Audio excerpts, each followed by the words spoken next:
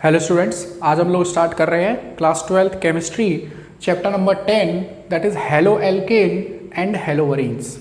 जैसा कि स्टूडेंट जानते हैं, आप लोग जानते हैं कि ये सेकंड बुक का जो एनसीईआरटी का पार्ट सेकंड है उसका ये फर्स्ट चैप्टर है। या ओवरऑल सिलेबस की बात करूँ तो ये हमारा जो है चैप्टर नंबर 10 है हेलो एल्केन एंड हेलोवरीन्स। तो देखिए, ऑर्गेनिक केमिस्ट्री को पढ़ने के लिए हमें पहले इसके बेसिक कॉन्सेप्ट्स आने चाहिए। आप लोगों को याद होगा कि 11th क्लास में आप लोग चैप्टर पढ़कर आते हैं हाइड्रोकार्बन, और उससे पहले पढ़कर आते हैं आप लोग जनरल ऑर्गेनिक केमिस्ट्री, जिसमें आप लोग IUPAC nomenclature, common name system, reaction mechanism, और रिएक्शन मैकेनिज्म में उसके अंदर आप लोग इंटरमीडिएट, कार्बोकैटाइन, कार्बेनाइन, ये सब पढ़कर आते हैं।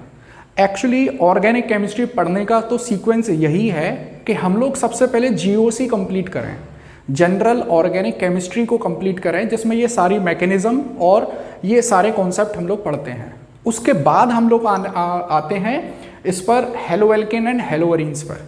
तो देखिए स्टूडेंट, जैसा कि हम लोग जानते हैं कि कुछ जो चैप्टर्स हैं वो कम हुए हैं क्लास 12th के सिलेबस में से, लेकिन अगर ऑर्गेनिक केमिस्ट्री के रिस्पेक्ट में मैं बात करूं तो जैसे एल्डिहाइड, कीटोन और कार्बोक्सिलिक एसिड वाला चैप्टर हमारे सिलेबस में से हटा दिया है ड्यूरिंग दिस लॉकडाउन सीजन। इसमें जो बोर्ड CBSE है उसने बोर्ड एग्जाम में से उस चैप्टर को हटा दिया है क्योंकि टाइम कम मिला है। लेकिन अगर आप लोग किसी कॉम्पिटिटिव एग्जाम की तैयारी कर रहे हैं, लाइक नीट और JEE एडवांस की तैयारी कर रहे हैं, तो आपको इस कम सिलेबस से कोई बेनिफिट नहीं होने वाला है, बल्कि आपको नुकसान ही हो सकता है। क्योंकि जब हम लोग कोई चैप्टर पढ़ रहे हैं, हमारे कॉन्सेप्ट बिल्डिंग चल रही है, और उस कॉन्सेप्ट बिल्डिंग में अगर आप लोग एक या दो टॉपिक छोड़ देते हैं तो आपको इससे ऐसा नहीं है कि कम समय लगेगा, मे बी पॉसिबल कि इससे रिलेटेड क्वेश्चन आपके कॉम्पिटिटिव एग्जाम में आ जाए। तो देखिए जो एम्बिशियस स्टूडेंट हैं, जिनको अपना कोई कॉम्पिटिटिव एग्जाम क्लियर करना है, तो वो बिल्कुल इस बहकावे में ना रहे कि CBSE ने सिलेबस कम कर दिया है। हमको सारी चीज़ें पढ़नी है और मैं भी आप लोगों को सारी चीज़ें पढ़ाऊंगा। ऑर्गेनिक केमिस्ट्री 12th क्लास के सिलेबस में कुछ भी मैं छोड़ने वाला नहीं हूँ। और आप लोगों की सहूलियत के लिए मैं एक अलग से प्लेलिस्ट और चलाऊंगा क्लास 12th स्टूडेंट्स के लिए, ताकि उनको ऑर्गेनिक केमिस्ट्री को रटना ना पड़े। स्टूडेंट के बीच में ये एक बहुत बड़ी समस्या है कि वो ऑर्गेनिक केमिस्ट्री को रटते हैं। तो देखिए डियर स्टूडेंट, हमको ऑर्गेनिक केमिस्ट्री रटनी नहीं है बिल्कुल भी। अगर आप लोग रटेंगे तो ज़्यादा से ज़्यादा 2 दिन के लिए याद रख लेंगे। और हम लोग जानते हैं कि ऑर्गेनिक केमिस्ट्री में बहुत ज़्यादा क्वेश्चन बनते हैं। आप कॉम्पिटिटिव एग्जाम को भी उठा के देखेंगे तो वहाँ पर ऑर्गेनिक केमिस्ट्री का वेटेज सबसे ज़्यादा है। तो हमको क्या करना है, वही सेम हमको सिस्टमेटिक तरीके से चलना है और अच्छे से नोट्स प्रिपेयर करने हैं। हवा में ये चीज़ें नहीं चलती हैं। और केमिस्ट्री तो वैसे ही एक वॉलेटाइल सब्जेक्ट है, हम लोग इसको बिना नोट्स बनाए, बिना नोट्स समझे हम लोग याद नहीं रख सकते हैं, ठीक है। और अगर आपको ऑर्गेनिक केमिस्ट्री समझ में आ जाती है तो इससे आसान भी कोई टॉपिक नहीं है, क्योंकि ये ऑर्गेनिक केमिस्ट्री अगर समझ में आ गई है तो आप इसके क्वेश्चन को बहुत जल्दी कर सकते हो। और इसका जो समय बचा है, आप लोग अपने बोर्ड एग्जाम में उस बचे हुए समय को किसी दूसरे पोर्शन को डेडिकेट कर सकते हो, ठीक है। तो मैं आपको थोड़ा सा अपना ऑर्गेनिक केमिस्ट्री को ब्रीफ करता हूँ कि हमको कैसे चलना है, क्या करना है। देखिए, हेलो एल्केन हेलोवरीन से पहले आप लोग 11th क्लास में एल्केन, एल्कीन और एल्काइन पढ़कर आ चुके हो, मतलब आप लोग ऑर्गेनिक केमिस्ट्री से थोड़ा सा फेमिलियर तो हो। लेकिन मैं जानता हूँ आप लोगों को कि 11th क्लास में आप लोगों ने पढ़ाई नहीं की है, और विशेष रूप से ऑर्गेनिक केमिस्ट्री तो आपने नहीं पढ़ी है। तो आपकी सहूलियत के लिए मैं क्या करूँगा कि एक अलग से प्लेलिस्ट चलेगी, वो 11th क्लास के लिए भी बेनिफिशियल होगी और 12th क्लास के स्टूडेंट के लिए तो वो बहुत ज़्यादा बेनिफिशियल होने वाली है। तो वो प्लेलिस्ट साथ के साथ चलेगी। जैसे अभी मैं एक चैप्टर ये डाल दूंगा हेलो एल्केन हेलोवरीन, इसके पैरेलल ही मैं वो GOC जो बेसिक कॉन्सेप्ट है वो वाला वीडियो भी अपलोड करता रहूँगा, ताकि आप लोग जो कॉन्सेप्ट अब आ रहे हैं वो कॉन्सेप्ट आप लोग बेसिक से समझ सको, ठीक है। और एक चीज़ देखिए, मैं आप लोगों को जो ऑर्गेनिक केमिस्ट्री पढ़ाऊंगा उसमें कंपैरेटिव स्टडी बहुत ज़्यादा रहने वाली है। हम लोग कंपेयर करते चलेंगे, देखो एल्केन में इस समय ये हो रहा था, एल्कीन में ये होता है, या हेलो एल्केन में ये होगा तो हेलोवरीन में ये होगा। इस तरह से अगर आप लोग ऑर्गेनिक केमिस्ट्री को पढ़ते हैं कंपैरेटिव वे में, then it will be easier for you to learn organic chemistry, to understand organic chemistry, ठीक है जी। तो हम लोग ऑर्गेनिक केमिस्ट्री के चैप्टर्स को 4 हेडिंग में बांटते हैं। कोई भी चैप्टर हो, चाहे आप लोग एल्केन लो, एल्कीन लो, एल्काइन लो, हेलो एल्केन, हेलोअरीन लो, alcohol, phenol, ether, aldehyde, ketone, carboxylic acid और अमाइंस, ये ऑर्गेनिक केमिस्ट्री के चैप्टर्स हैं 11th और 12th क्लास में मिला के। और 12th क्लास में हेलो एल्केन और हेलो एरीन से स्टार्ट होते हैं। हमारी वो 4 हेडिंग्स क्या हैं चैप्टर्स को, देखिए एनसीईआरटी में तो सारा मिक्स करके दे रखा है, मैं थोड़ा सा उसको सिस्टमेटिक तरीके से आपको पढ़ाऊंगा, जो कि मेरी एक आदत है। और आप लोग जब सिस्टमेटिक तरीके से पढ़ोगे तो definitely you will get benefited. हम लोग क्या वो 4 हेडिंग्स पढ़ेंगे। हम लोग सबसे पहले पढ़ेंगे जनरल इंट्रोडक्शन। इसमें हम लोग आपकी प्रीवियस नॉलेज को चेक करेंगे। जनरल इंट्रोडक्शन, किसी भी चैप्टर को मैं जब मैं स्टार्ट करूंगा ऑर्गेनिक केमिस्ट्री में, चाहे वो एल्कोहल, फिनॉल, ईथर हो, तो सबसे पहली हेडिंग क्या होगी, जनरल इंट्रोडक्शन। इस जनरल इंट्रोडक्शन में I will discuss about your previous knowledge, जो आप लोगों ने 11th क्लास में पढ़ी है या आप लोगों ने छोड़ दी है, जो भी आपका इशू रहा हो, ठीक है। उसके बाद सेकंड हेडिंग आती है जनरल मेथड ऑफ प्रिपरेशन, कि आप लोग हेलो एल्केन को बना कैसे सकते हैं, किससे बना सकते हैं, that is the general method of preparation. और जब आप लोग एक बार हेलो एल्केन या हेलोअरीन को बना लेते हैं तो अब उसकी फिजिकल प्रॉपर्टी क्या है, ये रहेगी आपकी 3rd हेडिंग। और 4th हेडिंग रहेगी very important, that is chemical properties. तो इन 4 हेडिंग्स में हम लोग सारे चैप्टर्स को पढ़ने वाले हैं। तो आप लोग एक चैप्टर की, जैसे मान लीजिए जनरल इंट्रोडक्शन है, आप उसको दूसरे चैप्टर के जनरल इंट्रोडक्शन से मैच कर सकते हो। एक चैप्टर की जो जीएमपी है, 2nd हेडिंग है, उसको दूसरे चैप्टर की 2nd हेडिंग से मैच कर सकते हो। तो इन दिस वे आपके लिए बड़ा आसान रहेगा कंपैरेटिव स्टडी करके ऑर्गेनिक केमिस्ट्री को समझना। अब एक चीज़ देखिए, आप लोगों ने हेलो एल्केन, हेलोअरीन पढ़ लिया, एल्कोहल, फिनॉल, ईथर पढ़ लिया। इसके बाद आता है एल्डिहाइड, कीटोन, कार्बोक्सिलिक एसिड। इसमें और अच्छे कॉन्सेप्ट बिल्डिंग होगी। ऑर्गेनिक केमिस्ट्री में एक बहुत ही अच्छी ब्यूटीफुल थिंग है, वो क्या है कि आप लोग जैसे जैसे ऑर्गेनिक केमिस्ट्री में आगे बढ़ते हैं, आप लोगों के कॉन्सेप्ट और ज़्यादा क्लियर होते हैं। और जितना आप लोग ऑर्गेनिक केमिस्ट्री में सिलेबस में आगे जाओगे, पीछे की चीज़ें उतनी ही ज़्यादा आपको समझ में आती हैं। तो इसीलिए हम लोग सीक्वेंस ब्रेक नहीं कर सकते हैं। दूसरी चीज़, हम लोग किसी टॉपिक को स्किप नहीं कर सकते हैं, ठीक है। तो मैं आप लोगों को पूरा 12th का सिलेबस कराने वाला हूँ, चाहे सीबीएसई ने उसको रिड्यूस कर दिया हो। वो आपकी इच्छा है कि आप लोग अपने लिए उसको स्किप कर सकते हैं, but I will provide you whole syllabus. चलिए let's start. Our chapter is haloalkanes and haloarenes. और मैं सबसे पहले क्या हेडिंग लेने वाला हूं इसमें, the first heading is general introduction. General introduction आप लोग बिल्कुल इसी तरीके से देखो, इसमें न्यूमेरिकल तो है नहीं, तो आप जैसे जैसे मैं नोट्स बना रहा हूँ सेम वे में आप लोगों को नोट्स प्रिपेयर करने हैं। और कुछ स्टूडेंट की शिकायत है कि सर ऑनलाइन में समझ में नहीं आता, तो डियर स्टूडेंट ऑनलाइन में ही समझ में आता है। मान लीजिए कोई चीज़ आपको समझ में नहीं आ रही है, आप उसको पॉज करिए, प्लेबैक करिए, दोबारा से देखिए उस चीज़ को। नहीं समझ में आ रहा है, दोबारा से देखिए, ठीक। और फिर भी नहीं समझ में आ रहा है तो कमेंट बॉक्स भी दिया जाता है यूट्यूब एप्लीकेशन में, उसको यूज़ करना सीखिए। कोई डाउट है उसको यूट्यूब कमेंट में डालिए। भाई मुझको भी तो पता चलना चाहिए कि some students are watching my videos and they have some queries, तो मुझे भी बड़ी खुशी होगी कि मैं आप लोगों की क्वेरी को सॉल्व कर सकूँ। आप लोगों से कोई मॉनिटरी बेनिफिट के लिए मैं ये वीडियो नहीं डाल रहा हूँ। तो ये teaching is my passion. Passion समझते होंगे आप लोग, एक मूवी है मुक्केबाज, उसका ये डायलॉग है कि मुक्केबाजी हमारा पैशन है, पैशन पैशन समझते हैं आप। तो likewise teaching is my passion, but you have to pay for it. कैसे पे करेंगे आप लोग? आप लोग वीडियो को वॉच करिए, ऑनलाइन वॉच करिए। बहुत से महारथी हैं मैं जानता हूँ जो वीडियो को डाउनलोड कर लेते हैं, तो प्लीज़ आप डाउनलोड ना करें, एक बार वैसे देखिए ऑनलाइन, फ्यूचर के लिए आप लोग डाउनलोड करके रख लीजिए, ठीक है।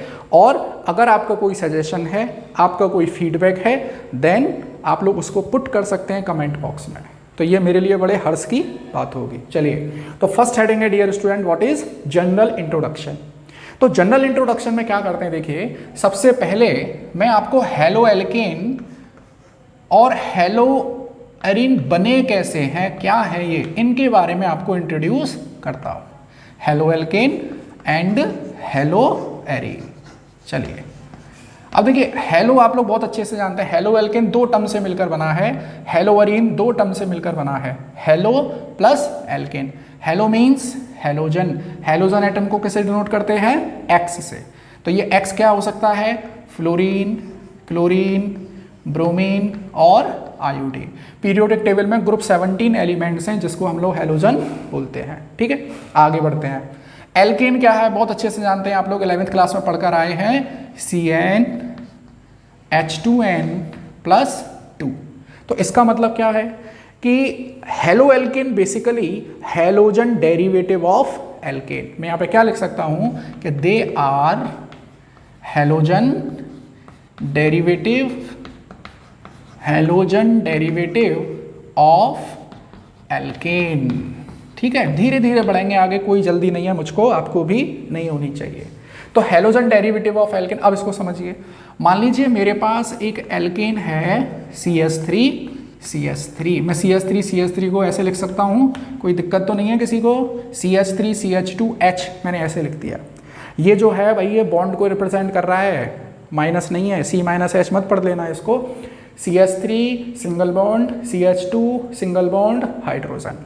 ठीक है, ये है, आप लोग जानते होंगे इसका नाम, दैट इज ईथेन। क्या है ये? ईथेन है। आप लोग जानते हैं ईथेन कैसा है, सैचुरेटेड या अनसैचुरेटेड? जल्दी बताइए आप लोग। दैट इज सैचुरेटेड, क्योंकि कार्बन और कार्बन के बीच में क्या है? सिंगल बॉन्ड है, तो that means it is saturated. अच्छा, जो सैचुरेटेड होगा वो कौन सी रिएक्शन शो करेगा? सब्स्टिट्यूशन रिएक्शन या एडिशन रिएक्शन? बहुत जल्दी बताइए आप लोग। देखिए सैचुरेटेड है, वैलेंसी ऑलरेडी सेटिस्फाइड है, इसका मतलब एडिशन तो नहीं होगा। क्या होगा यहाँ पर? सब्स्टिट्यूशन। और सब्स्टिट्यूशन रिएक्शन में क्या होता है? हाइड्रोजन विल गेट डिस्प्लेस, क्योंकि कार्बन और हाइड्रोजन के बॉन्ड को तोड़ना क्वाइट ईजी है। तो ये हाइड्रोजन यहाँ से हट गया तो मुझे क्या मिलेगा? देखो मुझे मिल जाएगा CH3CH2 और ये इसकी वैलेंसी बच गई अनसेटिस्फाइड। कार्बन की एक वैलेंसी अभी अनसेटिस्फाइड है और ये हाइड्रोकार्बन था, ये है हाइड्रोकार्बन रेडिकल, या मैं इसको क्या बोल सकता हूँ? ईथेन में से एक हाइड्रोजन निकाल दो तो आपको क्या मिलेगा? इथाइल मिलेगा। हाइड्रोकार्बन रेडिकल, ईथेन और ये इथाइल। अब मुझे क्या करना है? मैं इसमें हाइड्रोजन की जगह जोड़ देता हूँ हैलोजन को, तो क्या मिल जाएगा आपको? आपको मिल जाएगा CH3CH2X। इसका नाम क्या हो जाएगा? इसका नाम इथाइल हैलाइड। ये इसका कॉमन नेम है। अब ये कॉमन नेम क्या है, IUPAC नेम क्या है, आप लोग पढ़ेंगे या पढ़कर आ चुके हैं 11वीं क्लास में। मैं फिर भी आप लोगों की सहूलियत के लिए उस GOC को स्टार्ट करने वाला हूँ बहुत ही जल्दी। तो अगर आपको यहाँ इस वीडियो में कोई भी दिक्कत आती है तुरंत उस प्लेलिस्ट में जाइए। उस प्लेलिस्ट का नाम भी मैं रखूँगा GOC क्लास 11th। ठीक है, कोई भी यहाँ डाउट आए तुरंत उस पर पहुँचाइए। चलिए, this is ethyl halide, common name है ये। IUPAC नेम हम लोग सब सीखेंगे इस चैप्टर में भी और अलग से उस GOC वाली प्लेलिस्ट में भी। चलिए, अब मैं आता हूँ हेलो प्लस एरीन। हेलो तो हम लोग जानते ही हैं, दैट इज हैलोजन, और एरीन का मतलब है बेंजीन और बेंजीन डेरिवेटिव। एरीन को क्या कहते हैं? बेंजीन होगा या बेंजीन का डेरिवेटिव होगा। चलिए, तो यहाँ पर मैंने मान लीजिए फॉर एग्जाम्पल सिंपल ले ली बेंजीन।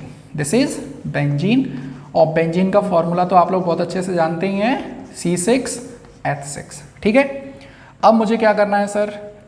अब मुझे बताइए आप लोग, क्या ये अनसैचुरेटेड है या सैचुरेटेड है? बेंजीन में 3 डबल बॉन्ड है, but still benzene is not unsaturated compound. मैं दोबारा से बोलता हूं, बेंजीन में 3 डबल बॉन्ड है लेकिन बेंजीन फिर भी सैचुरेटेड कंपाउंड है। ये अनसैचुरेशन शो नहीं करता है। क्यों? क्योंकि ये 3 डबल बॉन्ड अल्टरनेट पोजीशन पर प्रेजेंट है, ये रेजोनेंस शो करते हैं। That means benzene become stable due to resonance. ठीक, तो यहां पर अब क्या होगा कि बेंजीन में से एक हाइड्रोजन को मैं सब्सटीट्यूट कर दूंगा, डिस्प्लेस कर दूंगा, ये भी सब्सटीट्यूशन रिएक्शन शो करेगी। तो आपको क्या मिलेगा यहाँ पर सर? आपको बेंजीन में से एक हाइड्रोजन हटा दीजिए तो ये सिंपल क्या बन गया? ये बन गया फिनाइल। बहुत इंपॉर्टेंट टॉपिक है ये फिनाइल। जनरली स्टूडेंट क्या करते हैं कि भाई बेंजीन में से एक हाइड्रोजन एटम निकलेगा तो बेंजाइल बनना चाहिए, नहीं, ये क्या बनेगा? फिनाइल बनेगा। कंफ्यूज कैसे हो जाते हैं? देखो, ये है एल्केन, एल्केन में से हाइड्रोजन निकला एल्काइल, बेंजीन में से हाइड्रोजन निकला तो बेंजाइल होना चाहिए था, बट ऑर्गेनिक केमिस्ट्री है, इतना आसान भी नहीं है, कुछ चीज़ें आपको लर्न करनी पड़ेंगी। तो बेंजीन का डेरिवेटिव क्या बनता है? बेंजीन का रेडिकल क्या बनता है? फिनाइल। अब इसमें क्या जोड़ देंगे आप लोग, अब इसमें जोड़ दीजिए हेलोजन, तो आपको मिल जाएगा, देखिए यहाँ पर इस जगह जोड़ दीजिए सेम पोजीशन पर यहाँ, तो ये मिल जाएगा आपको फिनाइल हैलाइड। ये इसका क्या है, ये इसका कॉमन नेम है। मैं IUPAC नेम बताऊंगा इसी इंट्रोडक्शन वाले टॉपिक में ही, ठीक है। तो देखिए हेलो एल्किन और हेलोअरीन मैंने एग्जाम्पल से बता दिए। अब इनकी डेफिनेशन पर आते हैं हम लोग। हालांकि ये बोर्ड में नहीं पूछा जाएगा, लेकिन मैंने क्या बोला है, मैं कॉन्सेप्ट बिल्डिंग करते हुए आपको चैप्टर पढ़ाऊंगा। ये जो ऑर्गेनिक केमिस्ट्री के नोट्स मैं आप लोगों को लिखवाऊंगा, आप लोग JEE एडवांस मेंस कोई भी एग्जाम कर लेना, इससे बाहर क्वेश्चन नहीं बनने वाला है। अगर आप लोगों ने इनको अच्छे से पढ़ लिया, that means you have gained enough knowledge to crack all those exam, ठीक है। तो थोड़ा सा सिंसियर रहिए बस, है ना। चलो अब मैं इसकी डेफिनेशन आपको यही बताता हूँ, what are haloalkane and what are haloarenes. देखिए क्या डेफिनेशन है कि व्हेन इन एल्केन और arene, when in alkane or arene one or more hydrogen atom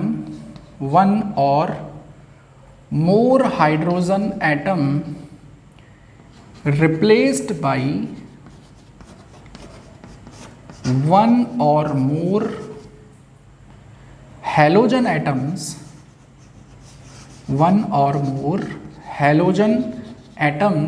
then haloalkane,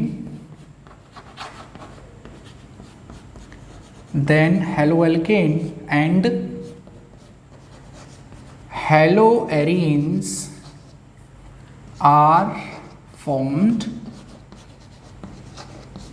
respectively. Haloalkanes and haloarenes are formed respectively. I think अब आपको यह समझ में आ गया होगा कि हम लोग पढ़ने वाले क्या हैं, हेलो एल्केन और हेलोअरीन, जो बेसिकली क्या हैं, they are halogen derivative of alkane and halogen derivative of arenes, ठीक है। चलिए अब हम लोग जनरल इंट्रोडक्शन में आगे बढ़ते हैं। ये तो डेफिनेशन मैंने क्लियर कर दी, हेलो एल्केन और हेलोअरीन की डेफिनेशन क्लियर की है।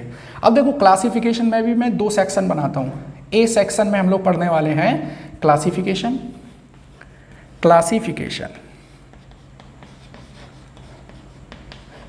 और क्लासिफिकेशन के 2 टाइप पढ़ेंगे हम लोग।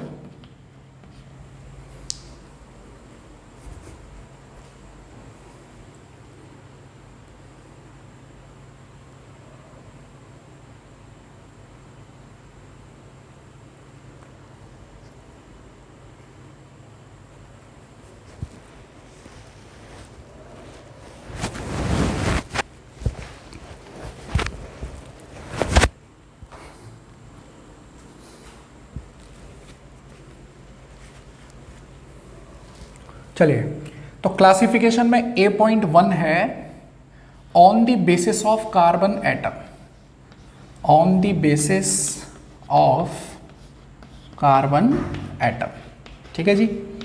तो देखिए कार्बन एटम के बेसिस पर हम लोग यहाँ हेलो एल्केन को क्लासिफाई करने वाले हैं। एक पॉइंट और आपको क्लियर कर देता हूँ, इस चैप्टर को हेलो एल्केन और हेलोअरीन्स चैप्टर नंबर 10 को मैं 2 पार्ट में पढ़ाऊंगा। पार्ट फर्स्ट होगा हेलो एल्केन के बारे में, पार्ट सेकंड होगा हेलोअरीन के बारे में। तो मैं यहाँ अब जो भी कुछ पढ़ाऊंगा आपको वो सब किसके लिए होगा, हेलो एल्केन के लिए होगा। कुछ इंपॉर्टेंट पॉइंट ज़्यादा होंगे वो मैं हेलोअरीन के यहाँ पे डिस्कस कर लूँगा। हम लोग अलग से हेलोअरीन पढ़ेंगे, ठीक है। अच्छा, जैसे ही ये चैप्टर कंप्लीट हो जाए आप लोग एक बार NCERT को रीड करना, तो आपको पता चलेगा कि हमने कितने सिस्टमेटिक तरीके से अपने नोट्स को प्रिपेयर किया है। तो on the basis of carbon atom, देखिए आप लोग GOC वाली प्लेलिस्ट में भी पढ़ेंगे, मैं यहाँ पर भी क्लियर कर देता हूँ कि मेरे पास एक कंपाउंड है और उस कंपाउंड में कार्बन से जुड़ा हुआ है हेलोजन। हम लोग जानते हैं हेलोजन क्या है भाई, हेलोजन एक फंक्शनल ग्रुप है। हेलोजन एक फंक्शनल ग्रुप है, आप लोग जानते होंगे फंक्शनल ग्रुप, नहीं जानते हैं रेफर टू प्लेलिस्ट।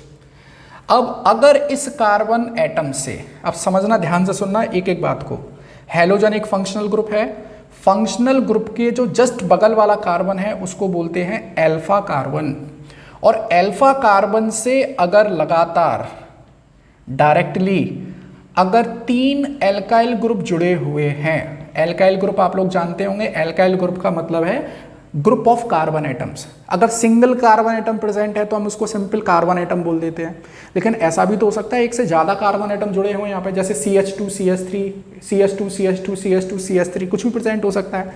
तो हम लोग क्या करते हैं कि मैं यहाँ पे R1 R2 R3 बोल देता हूँ, इनको बोलते हैं एल्काइल, ठीक है। तो इस वाले कार्बन एटम से डायरेक्टली कितने एल्काइल ग्रुप जुड़े हुए हैं? 3। तो ये अल्फा कार्बन की डिग्री हो गई 3। ये जो अल्फा कार्बन है इसकी डिग्री कितनी हो गई? 3। तो इसीलिए मैं इस हैलाइड को क्या नाम दूंगा? 3 डिग्री एल्काइल हैलाइड।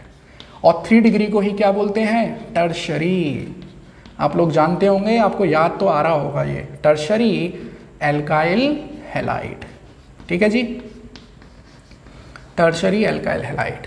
दूसरा देखें हम लोग, सेकंड, ये है मेरे पास कार्बन से जुड़ा हुआ है फंक्शनल ग्रुप हैलोजन। अगर इससे डायरेक्टली केवल 2 एल्काइल ग्रुप जुड़े हुए हैं, 2, और तीसरा मैंने यहाँ जोड़ दिया हाइड्रोजन। देखो हम लोग जानते हैं कार्बन की वैलेंसी 4 है, तो एक वैलेंसी से तो हैलोजन जुड़ गया, एक वैलेंसी से हाइड्रोजन जुड़ गया, और बाकी 2 वैलेंसी से जुड़ गए एल्काइल ग्रुप। एल्काइल ग्रुप क्या हैं? Group of carbon atoms. तो यहां पर इस अल्फा कार्बन से कितने एल्काइल ग्रुप डायरेक्टली जुड़े हैं? 2। That is 2 degree alkyl halide, 2 degree alkyl halide. और इसी को क्या बोल देते हैं? सेकेंडरी एल्काइल हैलाइड, ठीक है सर। चलिए ऐसे ही नेक्स्ट देखूं मैं, थर्ड, अगर कार्बन एटम जिससे हैलोजन जुड़ा हुआ है वो क्या है? अल्फा, और इससे डायरेक्टली एक एल्काइल ग्रुप जुड़ा हुआ है और बाकी दोनों जुड़ी हुई हैं हाइड्रोजन। तो अल्फा कार्बन से डायरेक्टली एक एल्काइल ग्रुप है तो इसको बोलेंगे 1 degree alkyl halide, 1 degree alkyl halide, और इसी को बोलते हैं प्राइमरी एल्काइल हैलाइड, ठीक है जी। चलिए और आगे बढ़ते हैं हम लोग। नेक्स्ट फोर्थ है मेरे पास, फोर्थ, मान लीजिए मेरे पास एक ऐसा कंपाउंड है जिसमें हैलोजन एटम जिस कार्बन से जुड़ा, देखो हैलोजन एटम इस कार्बन से जुड़ा हुआ है, जिसको फंक्शनल ग्रुप के जस्ट बगल वाला कार्बन होता है अल्फा, अल्फा के जस्ट बगल वाला होता है बीटा, बीटा के जस्ट बगल वाला होता है गामा। इस तरह से बढ़ते हैं हम आगे। तो ये जो अल्फा कार्बन है इसका हाइब्रिडाइजेशन मुझे पता करना है। इसका हाइब्रिडाइजेशन क्या होगा? देखो हम लोग हाइब्रिडाइजेशन पता करते हैं by counting the number of sigma bond, और जो सिंगल बॉन्ड होता है वो ही सिग्मा बॉन्ड होता है। तो इस कार्बन एटम से कितने सिंगल बॉन्ड बन रहे हैं? देखिए, एक सिग्मा बॉन्ड, ये तो पाई बॉन्ड है, इसको तो काउंट नहीं करेंगे, 1 सिग्मा, 2 सिग्मा, 3 सिग्मा, कितने? 1 कार्बन और हाइड्रोजन के बीच में, 2 कार्बन और हैलोजन के बीच में, 3। तो 3 सिग्मा बॉन्ड बन रहे हैं। सिग्मा बॉन्ड कब बनते हैं? जब ऑर्बिटल्स में ओवरलैपिंग होती है। तो 3 सिग्मा बॉन्ड बने हैं, इसका मतलब 3 हाइब्रिड ऑर्बिटल्स हैं। 3 हाइब्रिड ऑर्बिटल्स कब होंगी? जब एक s ऑर्बिटल होगी और बाकी की 2 p ऑर्बिटल्स होंगी। तो इसका हाइब्रिडाइजेशन क्या हो जाएगा?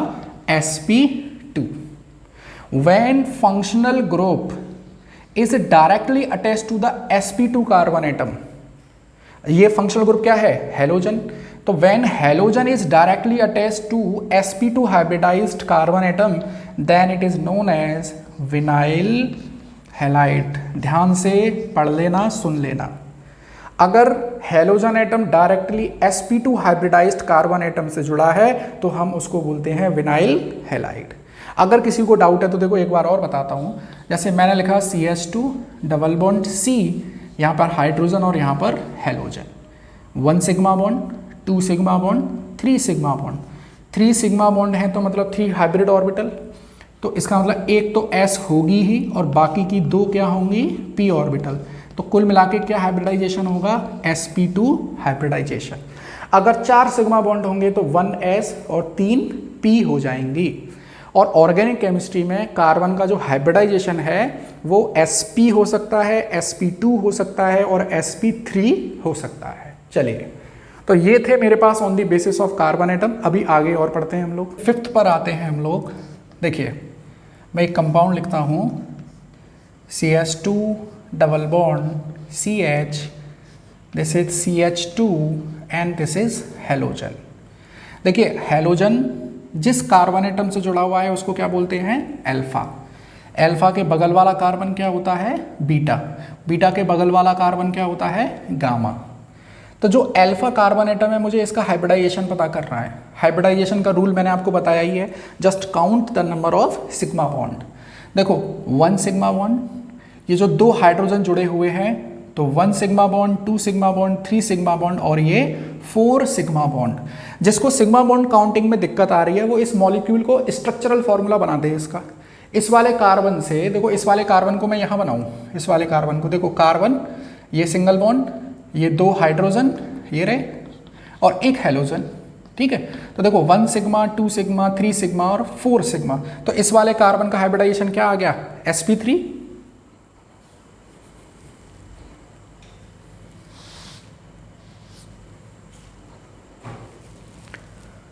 इस वाले कार्बन का हाइब्रिडाइजेशन आ गया sp3। अब इस वाले कार्बन का हाइब्रिडाइजेशन पता करें हम लोग। देखो 1 sigma, 2 sigma, 3 sigma, 3 sigma bond के लिए हाइब्रिडाइजेशन क्या बनेगा? sp2। अब समझिए, when halogen is attached to alpha carbon atom and neighbouring carbon of this alpha carbon atom is sp2 hybridised. दोबारा से सुनिए, हेलोजन एटम जिस कार्बन से जुड़ा हुआ है उस कार्बन के जस्ट नेक्स्ट वाला जो कार्बन है वो sp2 हाइब्रिडाइज्ड है। तो हम लोग इसको बोलते हैं एलाइल, हम इसको बोलते हैं एलाइल। बहुत इंपॉर्टेंट चीज़ें बता रहा हूँ मैं आपको। चैप्टर में जब आप लोग NCERT रीड करोगे तो ये चीज़ें फैली हुई हैं, कभी कोई टॉपिक, कभी कोई, कभी कुछ, कभी कुछ। मैं आपको सारी चीज़ें सिस्टमेटिक तरीके से दे रहा हूँ। तो आप लोगों की ये रेस्पॉन्सिबिलिटी है कि आप लोग भी अच्छे से नोट्स बनाएं। चलिए, तो हेलोजन एटम की अल्टरनेट पोजीशन, देखो अल्टरनेट का मतलब होता है 1 के बाद 3। हेलोजन एटम इसको छोड़ दीजिए, ये इसकी अल्टरनेट पोजीशन हो गई। तो हेलोजन एटम की अल्टरनेट पोजीशन पे क्या आ रहा है? Hybridisation sp2। That mean this is a type of allyl halide. Allyl halide हैलाइड प्रकार का कंपाउंड है। चलिए, और आपको एक एग्जाम्पल, 2 एग्जाम्पल देके क्लियर करता हूँ। मान लीजिए ये है मेरे पास साइक्लोहेक्सेन, जानते होंगे इतना तो, साइक्लोहेक्सेन, और मैंने लगा दिया डबल बॉन्ड। अब ये क्या हो गया? साइक्लोहेक्सीन। चलिए, अच्छा यहाँ कार्बन एटम प्रेजेंट है, यहाँ कार्बन एटम प्रेजेंट है। अब इस वाले कार्बन की जरा वैलेंसी पता कर लें हम लोग। देखो 1 2 3 और 4th वैलेंसी पे क्या है? हाइड्रोजन। ऐसे ही 1 2 3 और 4th वैलेंसी पे क्या है? हाइड्रोजन।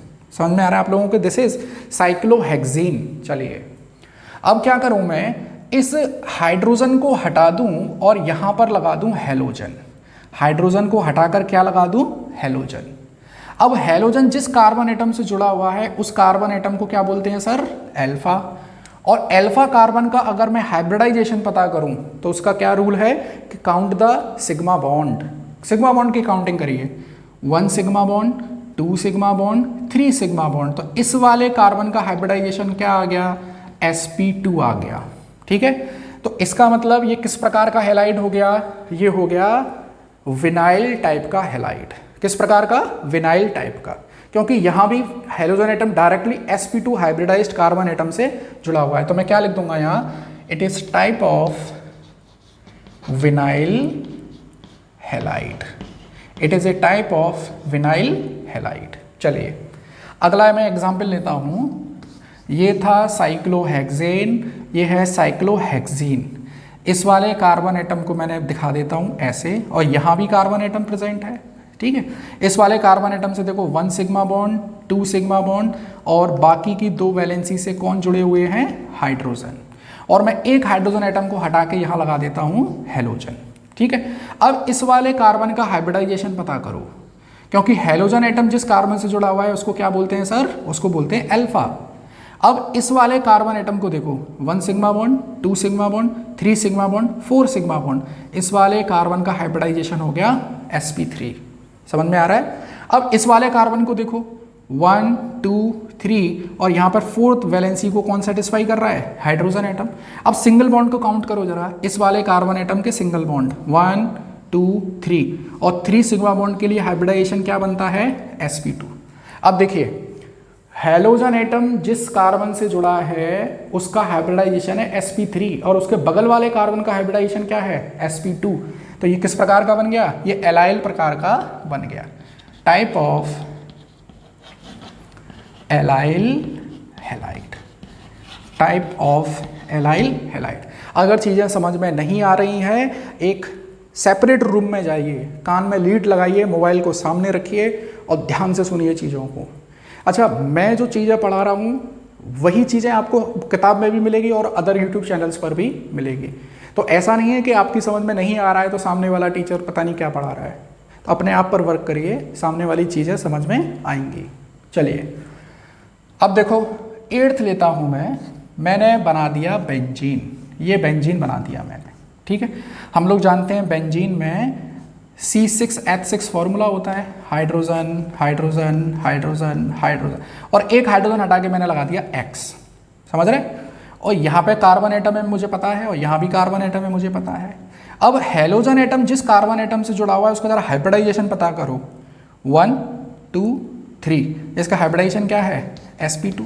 अच्छा, इस वाले कार्बन का भी हाइब्रिडाइजेशन क्या है sp2, इसका भी क्या है sp2। तो बेंजीन में तो हर कार्बन का हाइब्रिडाइजेशन क्या आता है सर, sp2 आता है। तो इसको विनाइल मत बोल देना, इसको विनाइल नहीं बोलना है, क्योंकि ये तो भाई बहुत ही स्पेशल प्रकार का हैलाइड है, दैट इज एराइल हैलाइड। जैसे एल्केन से बनता है एल्काइल, एल्केन से क्या बनता है एल्काइल, ऐसे ही एरीन से बनता है एराइल।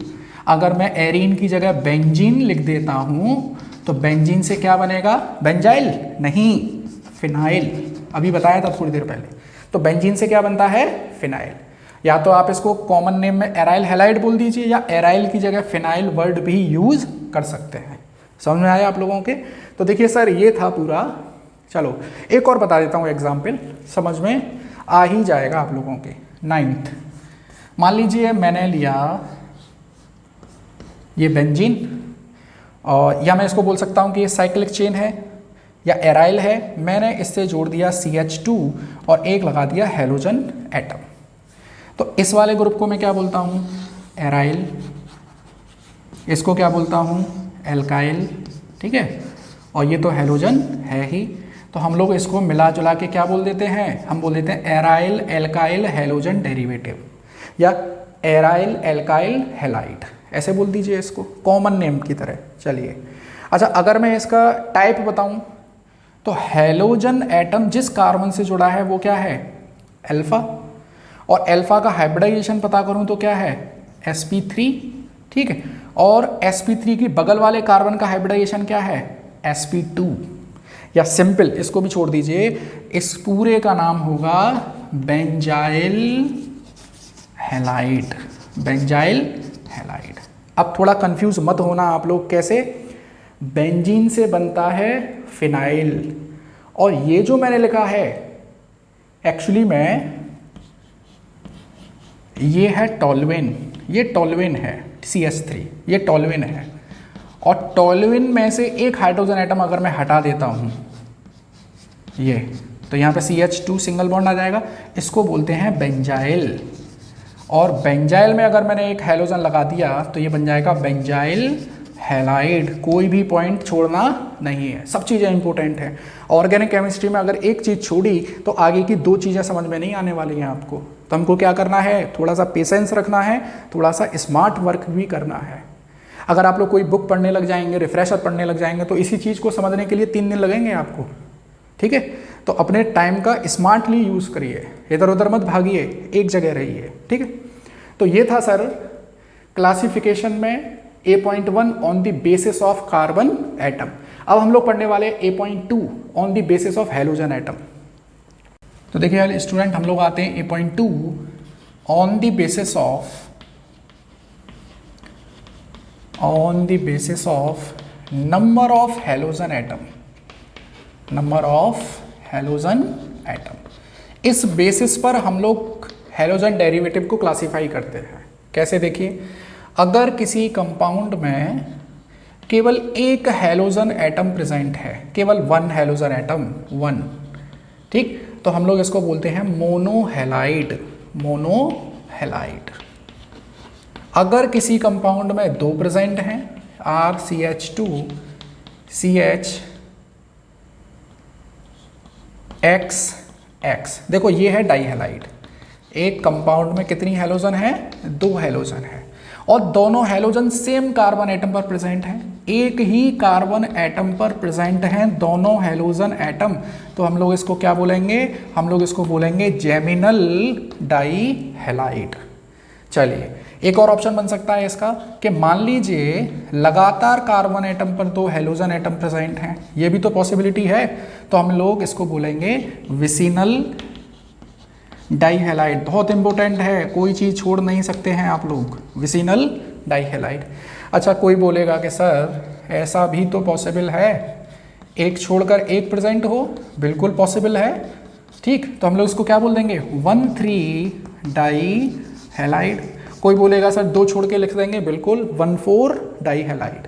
हमारे लिए काम की कौन सी चीज़ है? जेमिनल डाइहेलाइड और विसिनल डाइहेलाइड। चलिए अगर किसी कंपाउंड में 3 हैलोजन प्रेजेंट है तो क्या बोलेंगे? ट्राइहेलाइड। 4 हैं तो टेट्राहेलाइड, 5 हैं तो पेंटाहेलाइड। इस तरह से नाम रख देंगे।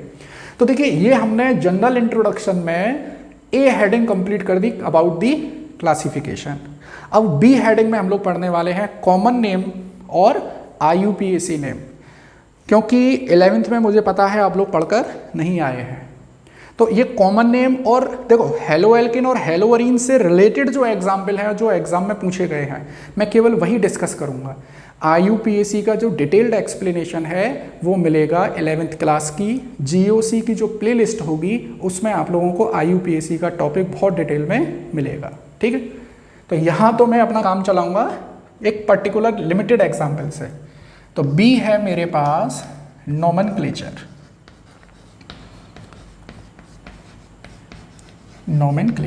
चलिए तो नोमेनक्लेचर में टेबल बना लेते हैं हम लोग।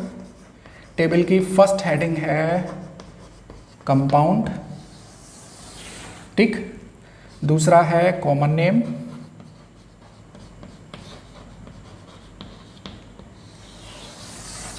तीसरा है IUPAC नेम। IUPAC क्या है? International union of pure and applied chemistry. चलिए थोड़ी सी सजावट कर लेते हैं टेबल में। First compound CH3Cl। देखो कॉमन नेम सिस्टम का एक रूल है कि इसका कोई रूल नहीं है, जो मर्जी आ गई साइंटिस्ट ने वहाँ पे वो चीज़ लगा दी।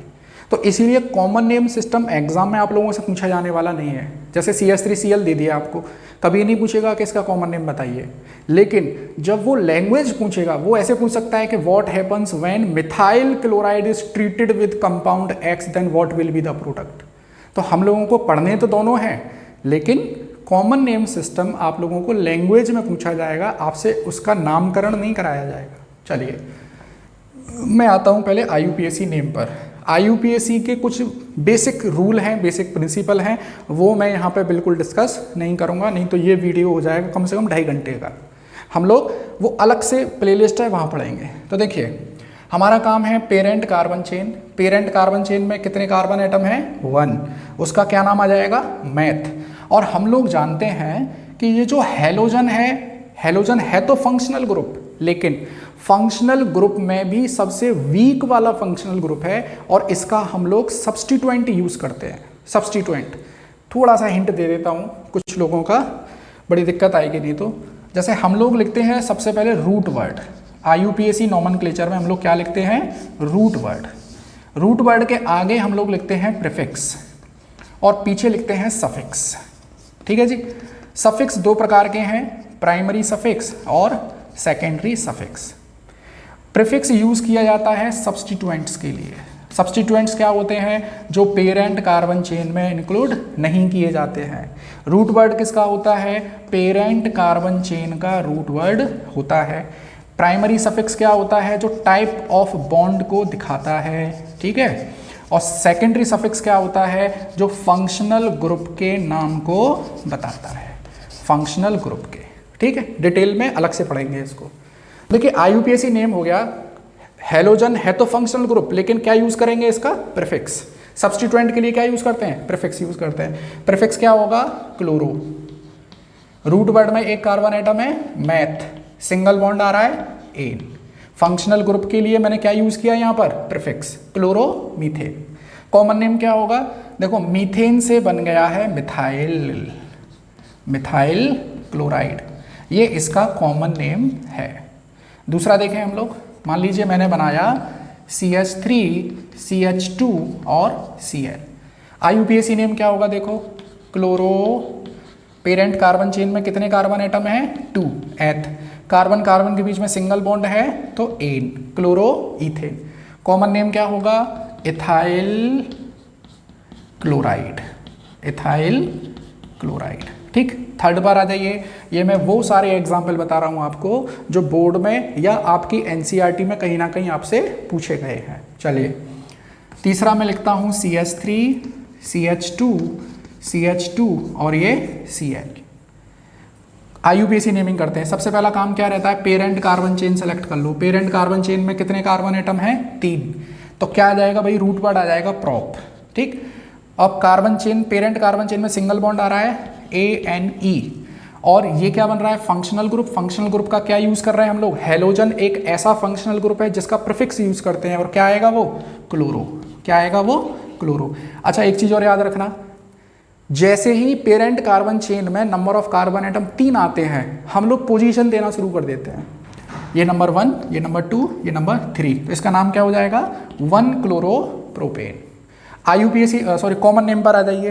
कॉमन नेम में लीनियर चेन है नॉर्मल, नॉर्मल प्रोपाइल क्लोराइड। ठीक, अच्छा कार्बन एटम 2 हैं वो तो हमेशा लीनियर ही होंगे, चाहे उसको ऐसे बना लीजिए, इथेन को ऐसे बना लीजिए, ऐसे बना लीजिए, वो तो हमेशा लीनियर ही रहने वाला है। जो ब्रांचिंग शुरू होती है वो शुरू होती है कार्बन एटम 3 से, तो नॉर्मल वर्ड जो यूज करेंगे वो कार्बन एटम 3 से स्टार्ट करते हैं। चलो अच्छा, अगर मैं इसको ऐसे लिख दूं CH3 CH CH3 और यहाँ पर Cl, मैं सबसे पहले IUPAC नेमिंग करता हूँ इसकी। तो IUPAC नेमिंग में सबसे पहला काम क्या है, सबसे पहला काम है पेरेंट कार्बन चेन को सेलेक्ट करना। तो पेरेंट कार्बन चेन कौन सी होनी चाहिए, लॉन्गेस्ट होनी चाहिए, उसमें मल्टीपल बॉन्ड अगर प्रेजेंट है तो आना चाहिए, फंक्शनल ग्रुप अगर प्रेजेंट है तो आना चाहिए। ठीक है, तो यहाँ पर पेरेंट कार्बन चेन 1, ये 2 और ये 3। तो पेरेंट कार्बन चेन का रूट वर्ड क्या बनेगा, प्रॉप, सिंगल बॉन्ड आ रहा है एन, किस पोजीशन पर क्लोरीन है 2 पर, तो 2 क्लोरोप्रोपेन। अब आ जाइए कॉमन नेम पर, थोड़ा सा कंफ्यूजिंग है। हेलोजन एटम जिस कार्बन से जुड़ा हुआ है उस कार्बन को बोलते हैं अल्फा, और अल्फा कार्बन एटम से डायरेक्टली कितने कार्बन एटम जुड़े हुए हैं 2 कार्बन एटम। दोबारा से सुनिए, क्लोरीन जिस कार्बन एटम से जुड़ा हुआ है उसको बोलते हैं अल्फा, अल्फा से डायरेक्टली कितने कार्बन एटम जुड़े हुए हैं 2, तो ये हो गया 2 degree halide, 2 degree alkyl halide, secondary भी बोल सकते हैं। लेकिन कॉमन नेम सिस्टम में प्रोपेन के साथ में कभी भी सेकेंडरी वर्ड यूज नहीं करते हैं, ये कॉमन नेम का एक रूल है, और कॉमन थोड़ा सा कंफ्यूजिंग रहता है इसीलिए ज़्यादा प्रेफर भी नहीं करते हैं। तो इसका नाम क्या होगा, सेकेंडरी नहीं लिखेंगे हम लोग, लिखेंगे iso propyl chloride, iso propyl chloride. अब आ जाइए नेक्स्ट, मैंने लिखा CH3 CH2 CH2 CH2 और Cl। सबसे पहला काम पेरेंट कार्बन चेन सेलेक्ट करिए। पेरेंट कार्बन चेन सेलेक्ट कर ली हमने, कितने कार्बन एटम आ रहे हैं 4, तो 4 कार्बन एटम के लिए रूट वर्ड क्या आ गया ब्यूट। पेरेंट कार्बन चेन में सिंगल बॉन्ड है तो क्या आ गया एन। क्लोरीन किस पोजीशन पर है 1 पोजीशन पर है, तो 1 क्लोरो ब्यूटेन। कॉमन नेम क्या होगा, देखो लीनियर कार्बन चेन है normal butyl, normal butyl chloride. ठीक है, नेक्स्ट 6 पर आते हैं हम लोग। 6 बन गया CH3 CH CH3 CH2 और ये Cl। ध्यान से देखना 6 वाला बहुत इंपॉर्टेंट है। तो सबसे पहला काम क्या रहेगा, पेरेंट कार्बन चेन सेलेक्ट करिए, तो बड़ी से बड़ी कार्बन चेन जिसमें फंक्शनल ग्रुप आना चाहिए। IUPAC की डिटेल हम लोग पढ़ेंगे अलग से प्लेलिस्ट में, यहाँ पर उसको कंफ्यूज मत करना। आपके लिए जो जितना मैं बता सकता हूँ इस टेबल में वो मैं यहाँ पे समझाने की कोशिश कर रहा हूँ। अगर फिर भी नहीं समझ में आएगा तो वो प्लेलिस्ट आपको पढ़नी पड़ेगी। चलो 1 2 और ये 3। तो रूट वर्ड क्या बनने वाला है, रूट वर्ड बनने वाला है प्रोप। और कार्बन चेन में, पेरेंट कार्बन चेन में सिंगल बॉन्ड है तो ANE। चलो अब 1 पोजीशन पे क्लोरो है और 2 पोजीशन पर मिथाइल है, तो मैं लिखूंगा पहले 1 क्लोरो 2 मिथाइल, यहां लिख देता हूं 1 chloro 2 methyl propane. Common name क्या होगा उसको बड़े ध्यान से सुनिए। देखो इस कंपाउंड में टोटल कितने कार्बन एटम हैं, 4, तो होगा तो ये ब्यूटाइल। कॉमन नेम सिस्टम में कंपाउंड में जितने कार्बन एटम है उससे उसका नाम डिसाइड होता है। कार्बन एटम कितने टोटल, 4, और एक ब्रांच है इसमें, तो मैं इसको बोलूंगा iso butyl chloride, iso butyl chloride. ठीक है, अब आते हैं हम लोग 7 पर। देखिए 7 पर आते हैं हम लोग, ये रहेगा कंपाउंड, ये रहेगा कॉमन नेम,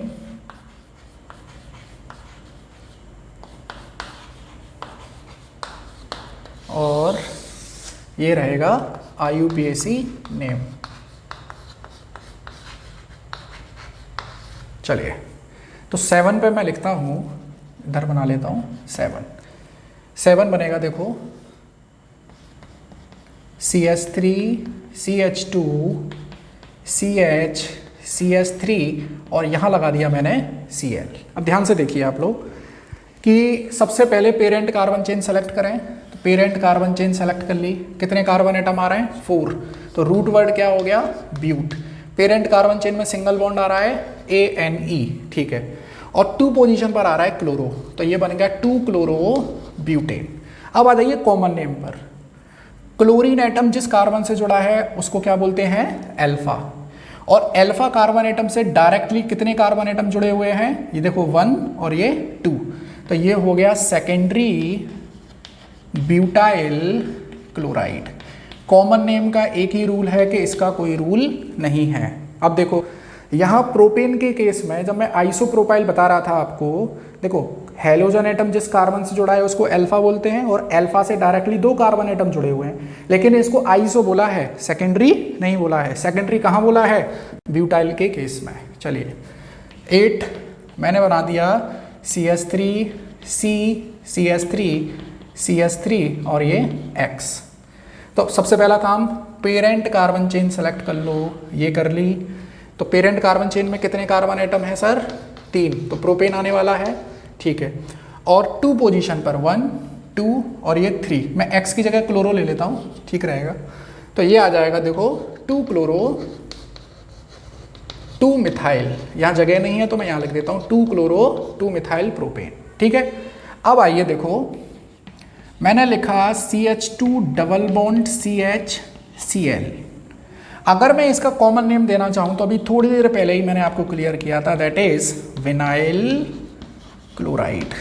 अगर IUPAC नेम देना चाहूँ तो देखो ये है पेरेंट कार्बन चेन, कितने कार्बन एटम है, 2, तो एथ। पेरेंट कार्बन चेन में डबल बॉन्ड आ रहा है तो इन, और क्लोरीन भी प्रेजेंट है तो क्या आ गया, क्लोरो। अब आप में से कुछ लोग पूछेंगे कि सर 1 क्लोरो क्यों नहीं लिखा, कह रहे सर यहाँ 1 लिख दोगे, क्लोरीन यहाँ प्रेजेंट होगा तो यहाँ 1 लिख दोगे। पोजीशन देना, लोकेशन बताना कब से जरूरी होता है, जब कार्बन एटम 3 होते हैं। चलिए नेक्स्ट मैंने लिखा CH2 डबल बॉन्ड CH2 और ये Cl। सबसे पहला काम पेरेंट कार्बन चेन सेलेक्ट कर लीजिए, कितने कार्बन एटम हैं, 3, प्रोप। पेरेंट कार्बन चेन में डबल बॉन्ड आ रहा है तो प्रोपीन, और क्लोरीन किस पोजीशन पर आ रहा है, ये बहुत इंपॉर्टेंट है, और ये वाला एग्जाम्पल तो महा इंपॉर्टेंट क्वेश्चन है। कैसे, समझिए। देखो जनरली जो प्रायोरिटी ऑर्डर है उसमें फंक्शनल ग्रुप की प्रायोरिटी सबसे ज़्यादा है, देन मल्टीपल बॉन्ड और देन सब्स्टिट्यूएंट। लेकिन हैलोजन बेचारा एक ऐसा फंक्शनल ग्रुप है जिसकी प्रायोरिटी मल्टीपल बॉन्ड से भी कम है, मतलब हैलोजन जो है वो डबल बॉन्ड से छोटा है, तो इसको प्रायोरिटी ज़्यादा मिलेगी 1 2 3। तो इसका नाम क्या बनने वाला है, 3 क्लोरो प्रॉप, और 1 पोजीशन पर आ रहा है इन, तो मैं इसको ऐसे लिख दूंगा 3 क्लोरो प्रॉप 1 इन। तो प्रोपीन ऐसे ऊपर मत टांग देना, इसको प्रॉपर ऐसे लिखना प्रॉप 1 इन, ठीक है। चलिए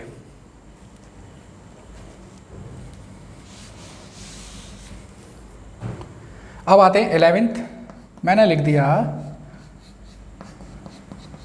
कॉमन नेम क्या है इसका, अभी बताया था थोड़ी देर पहले, phenyl chloride. Phenyl chloride. IUPAC name क्या होगा, देखो आईयूपीएसी नेम में ये तो है प्रीफिक्स, है तो फंक्शनल ग्रुप लेकिन क्या यूज करते हैं, प्रीफिक्स, तो इसका नाम हो जाएगा chloro benzene. This is chloro benzene. चलिए अगला देखते हैं, मैंने ले लिया CH2Cl। कॉमन नेम बहुत सिंपल है, benzyl chloride. This is benzyl chloride. ठीक है, अब आईयूपीएसी नेम पर आ जाइए। इस कंपाउंड में दो तरह की चेन प्रेजेंट है, एक तो प्रेजेंट है साइक्लिक चेन और एक प्रेजेंट है लीनियर चेन, और लीनियर चेन के साथ जुड़ा हुआ है फंक्शनल ग्रुप। तो हम तो बेसिक रूल जानते हैं कि चाहे कार्बन चेन छोटी हो लेकिन अगर उसके संग फंक्शनल ग्रुप प्रेजेंट है तो हमको वही कंसीडर करनी पड़ेगी। तो ये है पेरेंट कार्बन चेन, ये बन गया सब्स्टिट्यूएंट, और ये तो ऑलरेडी सब्स्टिट्यूएंट है ही। क्लोरीन एक ऐसा फंक्शनल ग्रुप है जिसको सब्स्टिट्यूएंट मानते हैं। तो देखो रूट वर्ड किसका आने वाला है, रूट वर्ड आने वाला है मेथ, और सिंगल बॉन्ड आएगा तो मैथेन। अब देखो सब्स्टिट्यूएंट कौन कौन सा है, एक है क्लोरो और एक है फिनाइल। तो this is chlorophenyl methane. IUPAC name है किसका, बेंजाइल क्लोराइड का। नेक्स्ट आ जाओ 13, मैंने लिख दिया CHCl3। इसका आईयूपीएसी नेम देखो, एक ही कार्बन एटम है और एक कार्बन एटम पर 3 क्लोरीन है, 1,1,1 ट्राई क्लोरो और मीथेन। या मैं इसको सीधे सीधे क्या लिख सकता हूँ, ट्राई क्लोरोमीथेन। 1,1,1 को हटा दीजिए क्योंकि एक ही कार्बन एटम है तो उसी पर तो सब्स्टिट्यूएंट आएंगे। चलो इसका कॉमन नेम है क्लोरोफॉर्म। क्लोरोफॉर्म तो आप लोगों ने देखा ही होगा, सूंघा तो नहीं होगा, देखा होगा। कहाँ पर, जो पुरानी पिक्चरें आती हैं उसमें जो विलेन था वो रूमाल में क्लोरोफॉर्म डाल के ही बेहोश करता था, ये वही क्लोरोफॉर्म है। Next 14 CCl4।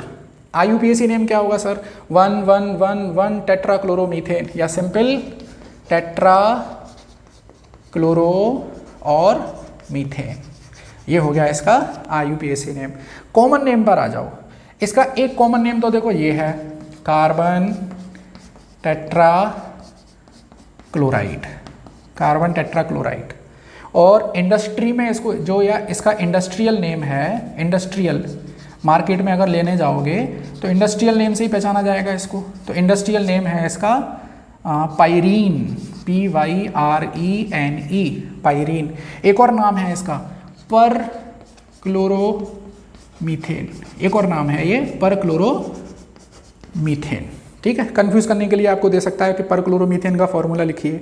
चलिए ये हो गया, और इंपॉर्टेंट लिखता हूँ एक और 15, मैंने लिख दिया COCl2। इसका कॉमन नेम मैं सीधे बता देता हूं आपको, इसका कॉमन नेम है phosgene gas. Phosgene gas poisonous है, इस चैप्टर में आगे पढ़ेंगे हम लोग। तो जहां पर हम लोग पढ़ेंगे वहीं मैं इसका आईयूपीएसी नेमिंग भी आपको बता दूंगा, अभी नहीं बताता, कंफ्यूज हो जाओगे आप लोग। ठीक है, तो ये ड्यू रहा हमारा, हम लोग COCl2 को पढ़ेंगे जब COCl2 आएगा चैप्टर में। चलिए अच्छा, एक और छोटा सा एग्जाम्पल, एनसीईआरटी में एक एग्जाम्पल दे रखा है कि आपको ये दे दिया, इसका नाम पूछ लिया है, ये क्या है, तो सिंपल 1, 2, 3, 4, 5, 6 फ्लोरो बेंजीन, या इसका कॉमन नेम है पर फ्लोरो बेंजीन, ये इसका कॉमन नेम है। ठीक है, तो देखिए स्टूडेंट, ये था हमारे पास जनरल इंट्रोडक्शन। अब आप लोग देख लीजिए कि कितने सिस्टमेटिक तरीके से हम लोग पढ़ने वाले हैं। ये केवल जनरल इंट्रोडक्शन हुआ है, आपकी प्रीवियस नॉलेज को चेक किया है मैंने, जिसमें से आपने कुछ भी नहीं बताया है मुझको। ठीक है, तो आप लोग इस वीडियो को अच्छे से देखिए, जैसा मैंने लिखा है वैसा, जहां मैंने पॉइंट बनाया है वहीं पर पॉइंट बनाना है। आपको कुछ नहीं करना है, सिंपल इसको कॉपी करना है, अच्छे से रजिस्टर बनाना है, चौड़ा वाला रजिस्टर बनाना, क्योंकि आगे चल के हम लोग रिएक्शन लिखेंगे तो रिएक्शन सीधी एक लाइन में आनी चाहिए। छोटी कॉपी ले लोगे तो रिएक्टेंट एक लाइन में आएगा, फिर प्रोडक्ट दूसरी लाइन में आएगा। तो उस चीज़ को अवॉइड करने के लिए चौड़ा वाला रजिस्टर हमको लेना है। तो देखिए स्टूडेंट, ये था पूरा इंट्रोडक्शन। अब आप लोगों को करना क्या है वो समझिए। वीडियो को वॉच करना है विदाउट डाउनलोडिंग। ठीक है, वीडियो को वॉच करने के साथ वीडियो को लाइक भी करना है अगर आपको पसंद आ रहा है तो, और अपने उन फ्रेंड्स तक भी इस वीडियो को पहुंचाइए जो वाकई में पढ़ना चाहते हैं लेकिन उनके पास पढ़ने का कोई साधन नहीं है। हम लोग देखते हैं हम क्या करते हैं, जनरल स्टूडेंट की टेंडेंसी क्या है कि वो अपना तो पढ़ लेता है लेकिन दूसरे स्टूडेंट को वो इसीलिए नहीं बताता कि अगर वो अच्छा पढ़ लेगा तो उसके मार्क्स मुझसे अच्छे आ जाएंगे। तो मैं आपको यहीं पर छोटा सा एक पॉइंट बताता हूँ कि आप अपने एटमॉस्फेयर को जितना साफ रखोगे, जितना हेल्दी रखोगे, आप लोग भी उतना ही अच्छा ग्रो करोगे। तो अपने आसपास के जो स्टूडेंट हैं, आपके फ्रेंड्स हैं सर्कल में, उनको भी मजबूत करिए। तो जब हेल्दी कंपटीशन होगा तब आप लोग निखर कर आओगे। तो उस टेंडेंसी से बचिए कि मैं किसी और को नहीं बताऊंगा कि मैं कहाँ से ऑर्गेनिक केमिस्ट्री पढ़ रहा हूँ। ठीक है, तो ये मेरा आपको सजेशन है, मेरी एडवाइस है कि अपने उन दोस्तों तक भी इस वीडियो को पहुँचाइए। क्योंकि देखिए, हम लोग जानते हैं स्कूलों में पढ़ाई बिल्कुल ठप पड़ी है, ऑनलाइन चल भी रही है, तो उसका आप लोग जानते हैं लेवल क्या है। वाकई में अगर आप लोग अच्छा स्कोर करना चाहते हैं और ऑर्गेनिक केमिस्ट्री में पकड़ बनाना चाहते हैं तो मेरे साथ साथ इन वीडियो को वॉच करिए, साथ में नोट्स बनाइए और अपने फ्रेंड्स को सजेस्ट करिए। फिर आपस में डिस्कशन करिए कि भाई ये पॉइंट ऐसे है, ये पॉइंट ऐसे है। आप लोग जितना हेल्दी डिस्कशन करोगे, ये चीज़ें आप लोग उतनी ज़्यादा अपने अंदर रखोगे। ठीक है, तो वीडियो अच्छा लगे लाइक और शेयर करिए। Thank you.